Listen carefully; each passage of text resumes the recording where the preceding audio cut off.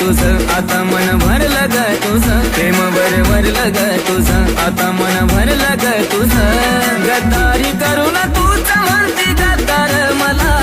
गद्दार